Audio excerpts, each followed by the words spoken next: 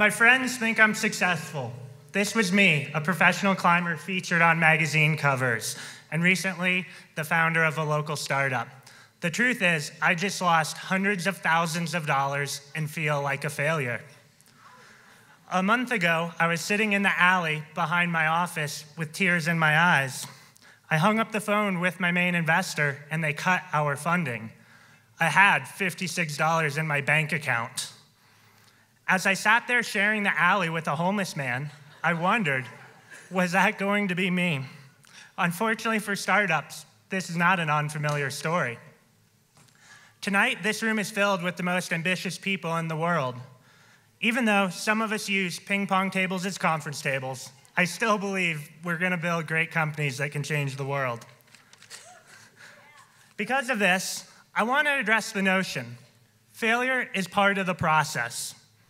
I believe this is an extremely dangerous statement for entrepreneurs to accept. This belief came from a past experience. I was 1,700 feet off the ground on an unclimbed mountain in the Arctic Circle with a close friend. A dark storm was growing in the distance, and raindrops had started to fall. We had been climbing for 14 hours. We were exhausted, and there was one move left. This move was going to determine if we triumphantly reached the summit or if I'd ever see my mom again. Due to the poor anchor holding us to the rock, if I fell, I would rip my partner off the wall, and we would both plummet to our death. My foot started to slip. I'd like you all to hold on to this for a few minutes, and we'll get back to it later. I was thinking about this experience as friends offered advice on my recent business failure.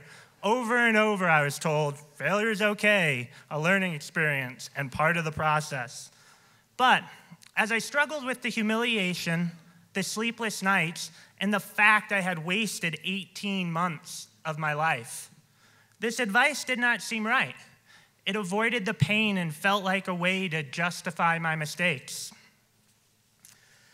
This led me to coffee with a close friend who is unfortunately brutally honest.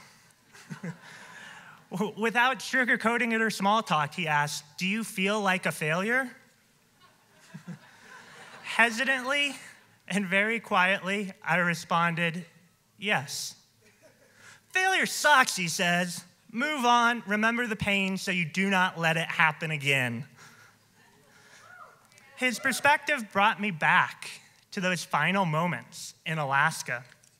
Failure would not be an educational experience. It would mean killing my partner and myself. My foot slipped. My body started to fall towards the ground 1,700 feet below. I wanted to live. When faced with death, I found the strength to latch onto the wall. This stopped the fall, and together, me and my partner climbed to the summit 2 hours later. We named this mountain Samurai Savage, after the most stubborn bastard I know. Isaac was told he would never walk again after a skydiving accident. He is now able to run.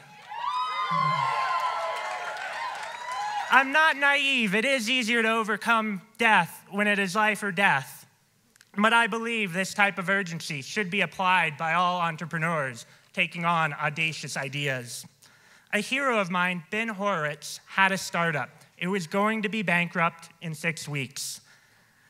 He successfully took it, instead of accepting failure, he successfully took his company public in what was called the IPO from hell. In the mountain,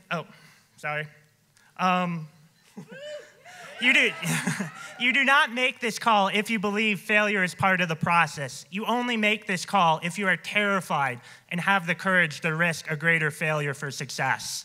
In the mountains, what kills you is often giving up hope when it seems all hope is lost.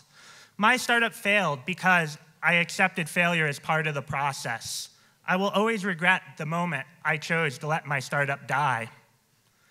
What I learned is, when you experience failure, keep it so fresh and so painful that when you have to make hard choices in the future, you have the courage to choose the bold one. Thank you, and have a great night, Boulder.